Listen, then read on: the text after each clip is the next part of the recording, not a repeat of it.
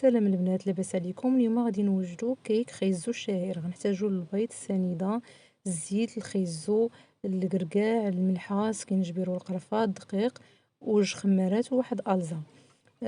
في الميكسور غادي نميكسي البيض، 4 البيضات مع كاس ديال السنيده والفاني حتى يتضاعف الحجم ديالهم البنات.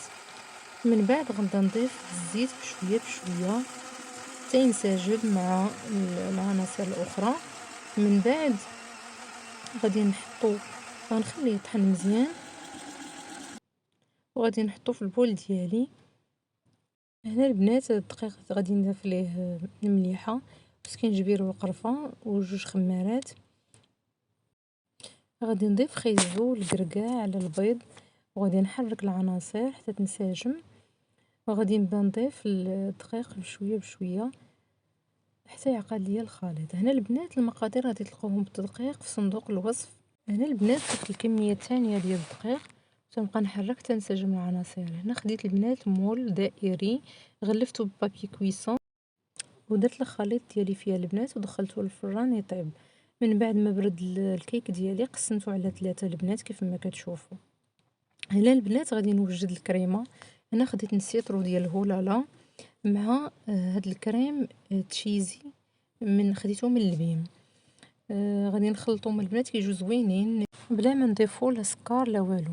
كنضيف غير كيس ديال الفاني. بالنسبه للبنات اللي ما كيبغيوش يديروا هولالا ممكن ديروا ساشي ديال كريم شانتيي و نسيترو ديال الحليب.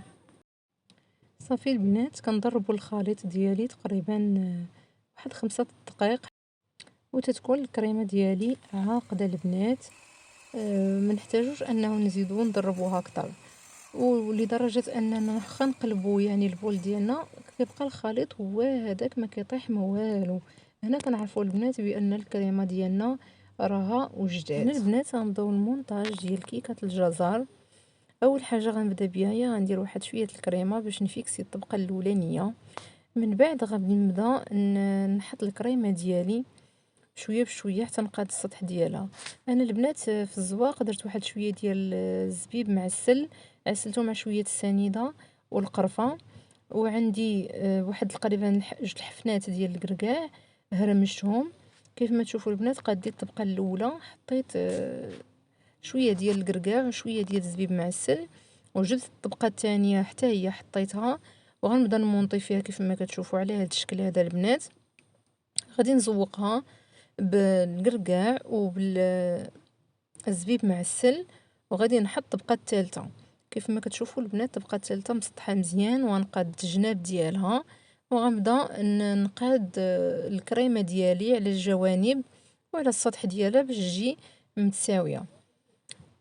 غادي نسالي البنات الكريمه ديالي وغادي نبدا نزوقها بالكركاع مرمش تقريبا حتى هما جوج حفنات. قاديت الجناب ديالها من الفوق والزبيب اللي شاط ليا حتى هو زوقت به من الفوق على هذا الشكل هذا. وغادي ناخذ البوش ديالي وغادي نبدا ندير فيه الكريمه وغنزوق بالشكل اللي بغيتو نتوما البنات. الشكل اللي كترتاحوا فيه ممكن تزوقوا به بسيط وشكل اللي كيجي زوين.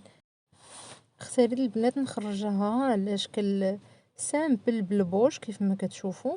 زوقت الفوق ديالها على هذا الشكل ومن بعد هبط الجوانب الصغيورين اللي لتحت هما زوقتهم كيف ما كتشوفوا. كنتمنى البنات تعجبكم الكيكه ديالي ديال الجزر اللي هي معروفه كلنا كيزوقها باللي بغا. داك الزبيب اللي شاط ليا زوقت به الفوق ديالها. كتجي لذيذه البنات وممكن ديروها في العيد ميلاد، ممكن ديروها عادي كيكه للضياف ولا ومزوقه بالكريمه كتجي رائعه البنات. نتمنى انها تنال الاعجاب ديالكم وتجربوها.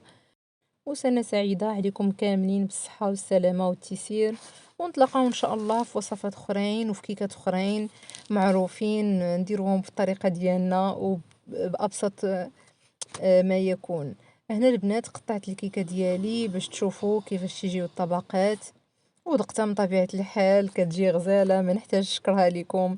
نتمنى انكم تجربوها وتفرحوا بها وتفرحوا بها وليداتكم، ونتلاقاو ان شاء الله في وصفات اخرين. السلام عليكم.